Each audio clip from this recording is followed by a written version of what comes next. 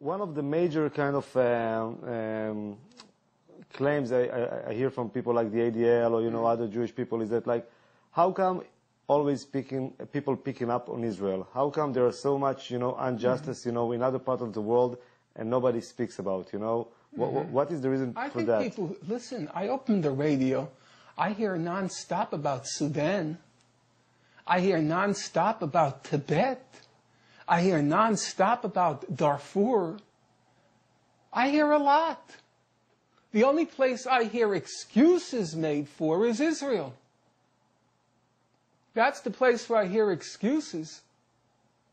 And we do have to remember, it is the oldest occupation in the world. I mean, 40 years really is enough.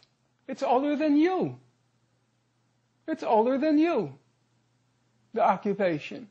Doesn't that kind of stun you? The irony is that the Nazi Holocaust has now become the main ideological weapon for launching wars of aggression. Every time you want to launch a war of aggression, drag in the Nazi Holocaust. It's the suffering then used as another pretext or excuse to humiliate, degrade, and torture the Palestinians. That's the problem.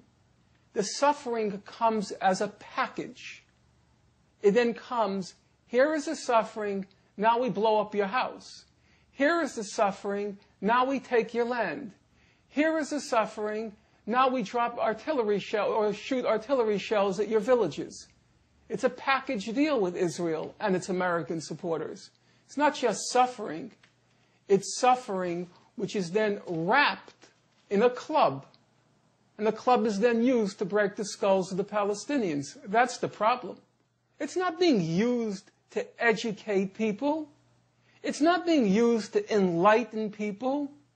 It's not being used to make people more moral. It can be. But it's not. I mean, it's not. That's the whole point. Of course it can be, but it isn't. It's the best thing that will ever happen to Israel if they get rid of these American Jews who are warmongers from Martha's Vineyard. And they're warmongers from the Hamptons. And they're warmongers from Beverly Hills. And they're warmongers from Miami. It's been a disaster for Israel. It's the best thing if they can ever get rid of this American Jewry. It's a curse. For Finkelstein, Foxman is the main enemy. You see? That's why you're not going to get people's attention, for things like that. Some people laugh. You comparing Foxman to Hitler, that's kind of... It's an insult to Hitler. Hitler at least didn't do it for money. Finkelstein took his own trauma as the son of Holocaust survivors to the opposite extreme. When I asked him if he had any sympathy for the Israeli victims as well as for the Palestinians, he compared Israeli casualties to the German casualties in World War II. You're funny. I have to tell you, you're funny. You come from a society in which everyone calls everyone a Nazi, right? They called Rabin a Nazi, Ben-Gurion called Jabotinsky a Nazi, Jabotinsky called Ben-Gurion a Nazi, Begin called Ben-Gurion a Nazi. They all said, each of them said, one is worse than Hitler. That's the whole language of your society. It's also the language I grew up with. Everything in my house, the food worse than Auschwitz, the clothes worse than that. That's the house you grow up in. And all of a sudden, you get so pious when they go like that. Your whole society is like that.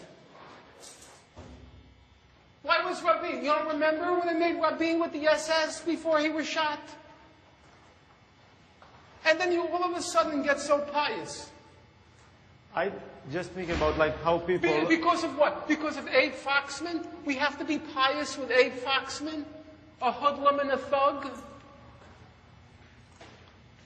I'm just trying to think how other people will perceive it. For myself, you can go and do it all day long, I did it with you. You're an Israeli. Yeah, but it's on film, it's on film, other people will see it afterwards. Then take it out! That's why you're an editor. No, that's obviously, should stay in the film, I'm fine! You think I care? Okay.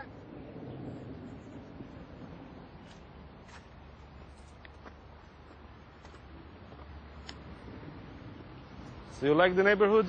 Very much. Look at the breeze.